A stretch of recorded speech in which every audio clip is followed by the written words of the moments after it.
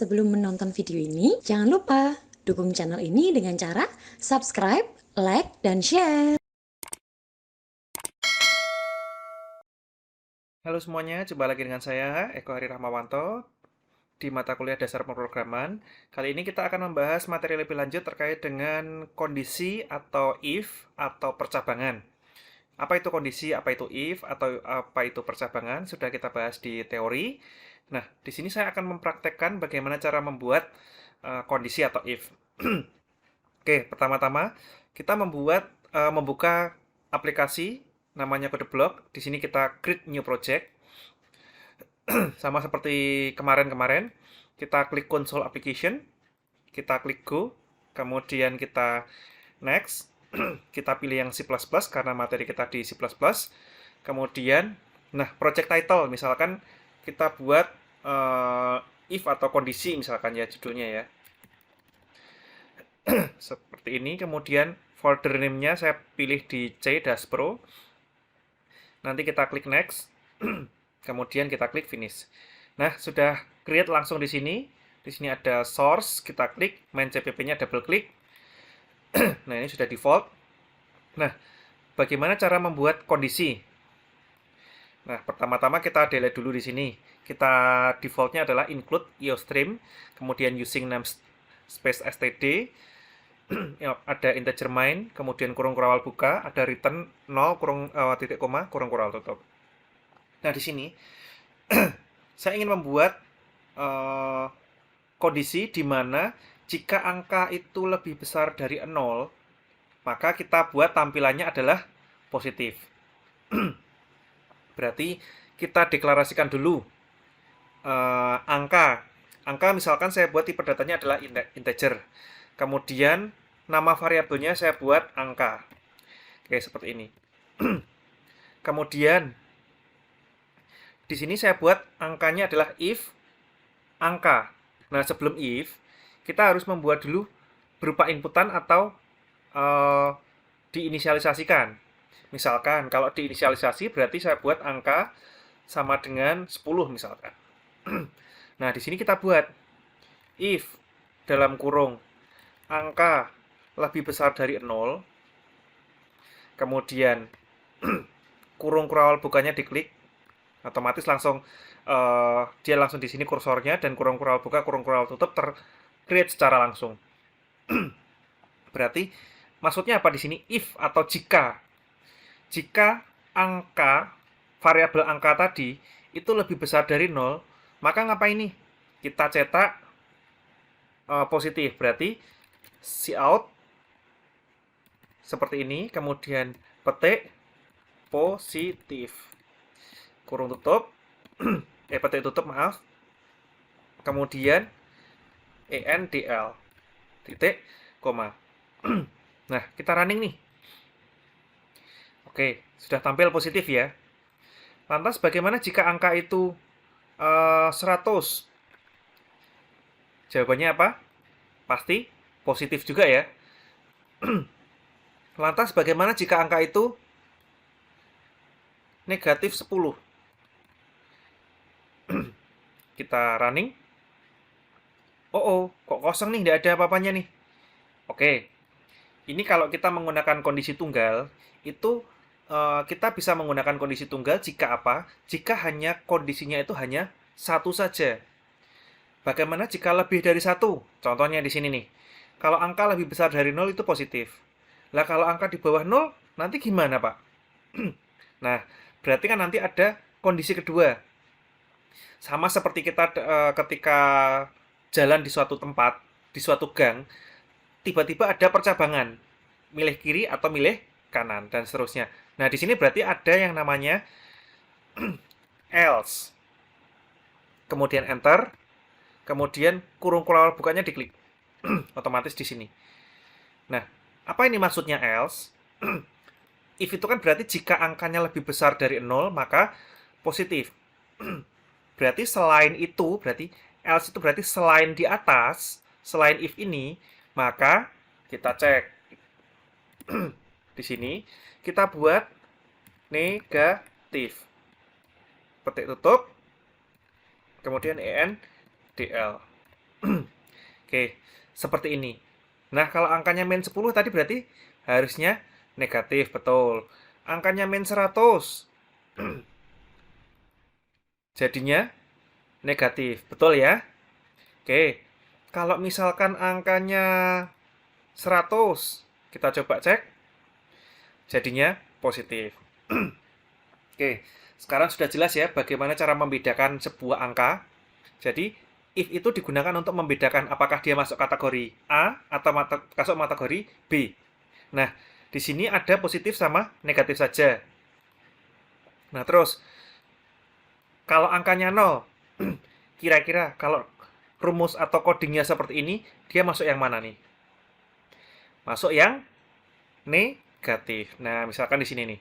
Nah, ini loh, 0 itu kan bukan negatif, bukan positif. 0 itu kan berarti 0 itu sendiri, Pak. Nah, iya, berarti kita harus membuat kondisi lebih dari satu lagi nih. Berarti misalkan ini dibuat else if. Else if. Else if-nya apa? Berarti angka kurang dari 0. Angka kurang dari 0 maka negatif. Nah, sekarang kalau kita running, 0 itu tidak muncul karena apa? Apakah angka itu lebih besar dari 0? Tidak, maka bergeser ke else if. Apakah angka kurang dari 0? Tidak, maka geser lagi ke bawah. Harusnya kita buat else. Else-nya apa? Berarti kira-kira else-nya apa ini? Berarti kita buat cout. Cout-nya adalah, misalkan saya buat atau 0 gitu ya.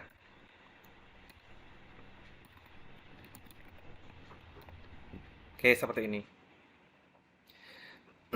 Nah, kita running. Nah, di sini sudah muncul nih 0. Berarti kalau angkanya di sini 0, berarti tinggal cek dulu nih. Masuk ke kondisi pertama. Apakah angka itu lebih besar dari 0? Tidak. Langsung, kalau tidak di sini tidak terpenuhi, tidak perlu menjalankan yang ada di dalam kurung kurawal. Langsung turun ke bawah. Else if-nya. Berarti if selain yang di atas. Berarti if yang di sini adalah angka apakah kurang dari 0? Juga tidak, berarti keluar dari ini. Pilihan else, yang terakhir yang di baris 18 ini, else, berarti selain dua if yang ada di atas. Selain yang di atas itu, berarti semuanya akan dicetak 0. Seperti itu. Oke, ini cara pertama. Pak, bagaimana kalau angkanya itu saya buat inputan? Mudah sekali. Berarti ini tinggal kita delete. Kemudian kita buat cout dulu. Cout itu untuk apa? Untuk menampilkan tampilan tekstual atau teks. Misalkan inputkan sebuah angka sama dengan petik tutup kemudian endl. Nah, baru di in. CI-nya adalah ambil variabel angka. Di sini titik koma. Nah, di sini kita tinggal running. Oh ya, ini kursornya di bawah ya. Berarti gimana caranya supaya tidak ke bawah? Berarti kita tinggal endl yang di sini kita hapuskan. Oke, seperti ini. Kemudian ini mau di endl juga boleh atau tidak usah, tidak apa-apa. Oke, berarti kursornya sekarang sudah pindah ke sebelah kanannya ya. Inputkan sebuah angka, misalkan saya buat 25. Ketika saya enter, nanti dia langsung bisa memilah apakah 25 itu positif, 0, atau negatif. Kita coba. Oh ya, ternyata betul ya, 25 itu merupakan bilangan positif. Coba saya buat misalkan angka 0 di sini ya, saya running. Oh ya, ternyata dia sudah 0. Kemudian saya running kembali, kalau saya inputkannya min 75, ketika saya enter, oh ya, dia negatif. Oke, untuk kondisi, kira-kira gambarannya seperti itu. Nah, di sini bisa memberikan variabel dulu, angka. Ini untuk proses penginputan. Di sini ya, menginputkan variabel angka. Di sini hanya tekstual untuk prakatanya ketika tidak mungkin langsung tiba-tiba langsung inputkan. Apa yang diinputkan? Nah, di sini ada tekstualnya atau teksnya, inputkan sebuah angka. Nah, angkanya di variabel angka. Kemudian ada if, berarti sebuah kondisi ya, percabangannya ya. Kapan dia milih if yang baris ke-11, kapan dia milih else if yang baris 15, atau kapan dia memilih else yang baris ke-19. Ada yang bertanya misalkan, apakah if saja boleh? Boleh. If sama else boleh?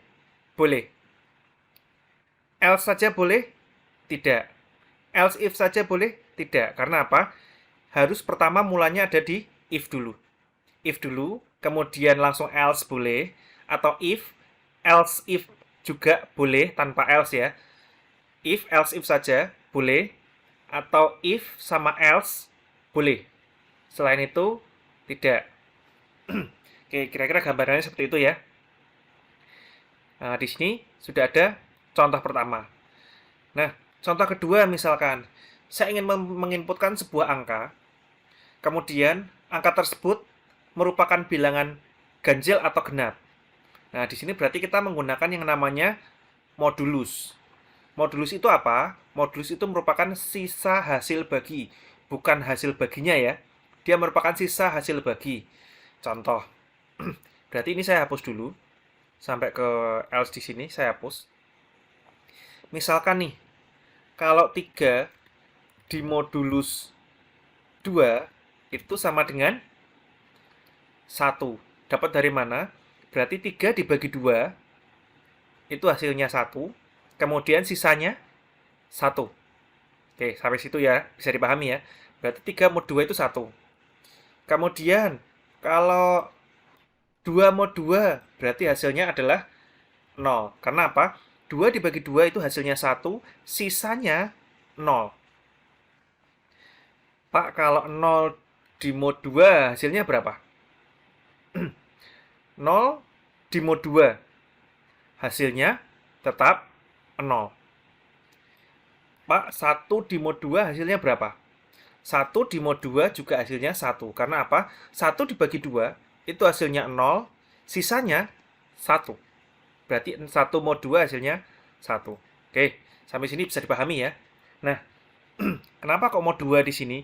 2 itu ketika dibagi 2, itu sisanya ada sisa 1 atau tidak bersisa. Kalau ada sisa 1, itu tandanya adalah dia merupakan bilangan ganjil. Jika tidak ada sisanya atau 0, maka dia merupakan bilangan genap. Oke, sampai di sini bisa dipahami. Maka tinggal kita buat kondisinya. If angka modulus, berarti modulus itu kita menggunakan yang namanya persen. Angka persen 2 sama dengan 0. Artinya apa? Jika angka tersebut dibagi 2, sisa hasil baginya sama dengan 0, maka berarti Cout-nya apa? Genap. Seperti ini. Nah, coba kita buktikan. Inputkan sebuah angka. Saya misalkan angka 6. Yang genap dulu karena kondisinya masih genap. Kita cek. Oh iya, ternyata 6 merupakan bilangan genap. Atau misalkan kita tambahkan. Merupakan bilangan genap. Oke. Oke, kemudian saya ingin menentukan ganjil sama genap. Di sini, coba kalian tentukan. Apakah di sini menggunakan else if atau menggunakan else? Saya tanya dulu. Coba kita bandingkan. Selain if di sini, apakah ada kemungkinan-kemungkinan lain atau hanya satu kemungkinan saja? Berarti saya tanyakan adalah selain if yang di sini, berarti selain angka modulus 2 itu sama dengan 0, itu ada kemungkinan lain itu hanya satu atau lebih dari satu. Kalau kemungkinannya hanya satu, maka kita buat else. Tapi kalau kemungkinannya lebih dari satu, kita buat else if. Nah, di sini, karena kemungkinannya itu hanya satu, berarti selain 0, pasti sisanya pasti 1. Apakah ada 2 dibagi 2 sisanya 2? Tidak mungkin kan? 2 dibagi 2 berarti sisanya adalah 0. 3 dibagi 2 sisanya 1. Dan seterusnya. Berarti di sini kita tinggal buat else saja. Else. Kemudian, nah di sini kita tinggal kopas juga boleh. Nah, merupakan bilangan ganjil. Oke, coba kita running. Tadi misalkan 8 merupakan bilangan genap. Oke, jadi. Terus misalkan 7 merupakan bilangan ganjil. Jadi, nah, di sini sangat mudah sekali ya membuat program seperti ini ya. Jadi, kira-kira gambarannya seperti itu untuk pembuatan dalam bentuk kondisi atau percabangan atau kita sebut sebagai if, else if, dan else. Nah, cukup sekian dari saya. Nanti kalau ada pertanyaan kita ulas di pertemuan berikutnya. Oke, terima kasih. Selamat. Thanks for watching.